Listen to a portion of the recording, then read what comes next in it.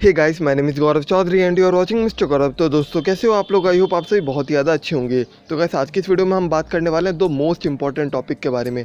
पहला तो हमारा ये है कि एनटीए कोई ऑफिशियल नोटिफिकेशन क्यों नहीं दे रहा। तो लगभग 1 महीना होने को आ गया, लेकिन एनटीए ने कोई भी ऑफिशियल नोटिफिकेशन अब तक नहीं दी है। तो एनटीए क्या चाहता है? वो जेईई मेन कंडक्ट करवाना चाहता है या फिर नहीं? और जो सेकंड टॉपिक है वो ये है कि हमें इस टाइम किसकी प्रिपरेशन करनी चाहिए। हम प्रिपरेशन करें अपनी जेईई मेन की, या फिर करें बिटसेट की, या फिर किसी अदर कॉम्पिटेटिव एग्जाम की, क्योंकि हमें किसी का भी एग्जैक्ट डेट नहीं पता है कि कौन सा एग्ज़ाम कब होने वाला है। तो इसमें बच्चों के दिमाग में काफ़ी सारी कन्फ्यूजन है कि उन्हें जेईई मेन की प्रिपरेशन करनी चाहिए या बिटसेट की या किसी अदर कॉम्पिटेटिव एग्जाम की। तो इन्हीं सारे क्वेश्चन का आंसर मैं इस वीडियो के अंदर देने वाला हूं। तो आप वीडियो को स्टार्टिंग से एंड तक पूरा जरूर देखना, और चैनल पर नए हो तो सब्सक्राइब करके बेल आइकन को प्रेस कर देना, ताकि आने वाली सभी वीडियो का अपडेट आपको मिलता रहे। तो चलिए वीडियो को स्टार्ट करते हैं। तो सबसे पहले बात करते हैं टॉपिक नंबर 1 की, जो है कि एनटीए कोई ऑफिशियल नोटिफिकेशन क्यों नहीं दे रहा। तो इसके काफ़ी सारे रीज़न्स हैं इस वजह से नहीं दे रहा। मैं उनमें से आपको कुछ बताता हूँ। पहला सबसे बड़ा रीज़न तो ये है कि लॉकडाउन। आप सभी को पता है कि ये लॉकडाउन का पीरियड है, और लॉकडाउन का पीरियड और आगे बढ़ सकता है। जैसा कि हमें पता है कि 3 मई तक लॉकडाउन अभी रहने वाला है, लेकिन ये किसी को नहीं पता कि 3 मई तक ही रहेगा या इससे आगे भी रहेगा। चांसेस तो इसी के ज़्यादा हैं कि इससे आगे भी रहेगा। आपको पता है कि केस 24,000 से भी काफ़ी ज़्यादा हो चुके हैं, 25,000 के अप्रॉक्स केस हो चुके हैं। तो इस टाइम लॉकडाउन ख़त्म करने का मतलब तो कोई बनता ही नहीं है, लॉकडाउन आगे बढ़ेगा ही बढ़ेगा। दूसरी बात कि एनटीए नोटिफिकेशन क्यों नहीं दे रहा है, तो आपको पता होगा कि काफ़ी स्टेट्स ने क्या कर दिया, एकदम बैन लगा दिया है कहीं पर भी लोगों की गैदरिंग के ऊपर। तो आपको पता ही होगा, यूपी में जो हमारे सीएम है योगी आदित्यनाथ जी, उन्होंने भी पब्लिक गैदरिंग पे रोक लगा दी है, वो भी 30 जून तक, 30 जून तक।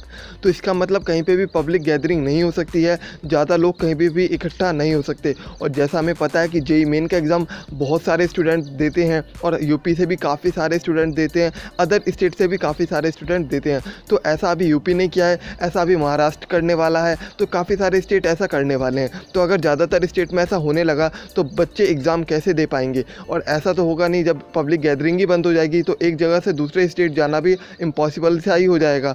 तो बच्चे एग्जामिनेशन को देंगे ही कैसे? तो अगर ऐसा रहेगा तो एनटीए इसमें कोई भी ऑफिशियल नोटिफिकेशन कैसे दे सकता है, जब तक उसे कंफर्म पता ना चल जाए कि लॉकडाउन इस डेट तक रहने वाला है। इस सिचुएशन के अंदर में एनटीए कोई भी नोटिफिकेशन कैसे दे, कैसे वो आपको बताए कि आपका एग्ज़ाम कब होने वाला है, जबकि आपको पता है कि सारे के सारे स्टेट जो है वो लॉकडाउन बढ़ाने पर लगे हुए हैं। क्योंकि सबके लिए प्रायोरिटी क्या है? कोरोना वायरस को हराना। सबसे पहली प्रायोरिटी हमारे लिए भी यही होनी चाहिए कि हम अपने आप को सेफ रखें, हम घर में रहें और बिल्कुल सेफ रहें। तो इसका आंसर तो आपको मिल गया होगा कि एनटीए कोई भी ऑफिशियल नोटिफिकेशन क्यों नहीं दे रहा। आपका जो जेईई मेन है वो और भी ज़्यादा एक्सटेंड हो सकता है। अभी तक तो हम कह रहे थे जून में होगा, लेकिन अब तो चांसेस इसके ना के बराबर ही हैं कि ये जून में हो। कैंसिल नहीं होगा। काफ़ी बच्चों के दिमाग में यह है कि कैंसिल हो जाएगा। भाई, कैंसिल नहीं होगा, लेकिन इतना ज़रूर है कि आपका एग्ज़ाम जून में ना होकर जुलाई में, अगस्त तक शिफ्ट हो सकता है, आराम से शिफ्ट होगा, ठीक है ना। और हो सकता है कि हमारा जेईई एडवांस भी इस साल कैंसिल हो जाए। तो आईआईटी में एडमिशन जेईई मेन के थ्रू हो सकता है, जो बात मैं आपको पहले बता चुका हूँ। अब बात करते हैं सेकंड मोस्ट इंपॉर्टेंट टॉपिक की। तो सबसे बड़ा डाउट तो यही है कि किसकी प्रिपरेशन करें, बिटसेट की करें या जेईई मेन की करें। अगर आप इस टाइम मुझसे पूछोगे कि मैं आपको क्या बोलता हूँ, तो मैं सिंपल सा बोलूँगा कि आप जेईई मेन पे कंप्लीट फोकस रखो। क्यों? क्योंकि आपको पता है अगर जेईई एडवांस नहीं हुआ तो सारा का सारा लोड आएगा जेईई मेन पे। आपको आईआईटीज़ में एडमिशन मिलेगा जेईई मेन पे, तो इसका मतलब आपकी रैंक अगर अच्छी आ गई, अगर आपने एक अच्छा रैंक सिक्योर कर लिया, तो आपको आराम से बहुत अच्छी आईआईटी के अंदर बहुत अच्छी ब्रांच मिल सकती है।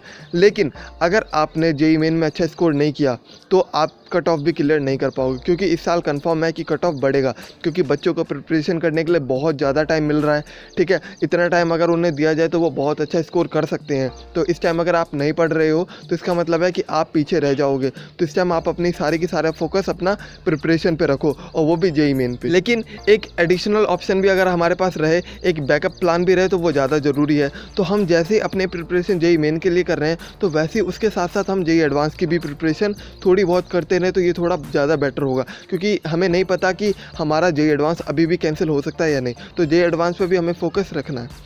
अब बात करते हैं बिटसेट की। तो हमें बिटसेट की प्रिपरेशन करनी चाहिए या फिर नहीं? बिल्कुल करनी चाहिए। और ऐसा कुछ नहीं है कि आपको बिटसेट के लिए कुछ अलग से चीज़ें पढ़नी है। हाँ, कुछ टॉपिक हैं जैसे इंग्लिश प्रोफिशिएंसी हो गई, लॉजिकल रीजनिंग हो गया, तो ये टॉपिक थोड़े डिफरेंट है, इनकी प्रिपरेशन आपको अलग से करनी पड़ेगी। लेकिन बात करें हम बाकी सब्जेक्ट की, जैसे पीसीएम हमारा हो गया, तो पीसीएम हमारा दोनों में सेम है, ठीक है। इक्वली जेईई मेन और बिटसेट की बात कर रहा हूँ मैं। तो जेईई मेन में और बिटसेट के लेवल में ज़्यादा डिफरेंस नहीं है, थोड़ा का डिफरेंस होता है, ठीक है ना, आपको पता ही है ये बातें। तो इस टाइम आप बिटसेट के भी साथ में प्रिपरेशन कर सकते हो। जेईई मेन के प्रीवियस ईयर क्वेश्चन के साथ आप बिटसेट के क्वेश्चन भी कर सकते हो। अगर आपने कोई चैप्टर ले रखा है, मान लो आप मैथ का कोई चैप्टर कर रहे हो, ठीक है, अगर उस चैप्टर के आपने सारे के सारे क्वेश्चन कर लिए हैं तो आप उसके प्रीवियस ईयर के जेईई के क्वेश्चन कर रहे हो तो साथ में आप उसके बिटसेट के भी क्वेश्चन कर सकते हो। इससे आपको एडवांटेज मिलेगा जेईई मेन में प्लस बिटसेट के अंदर भी।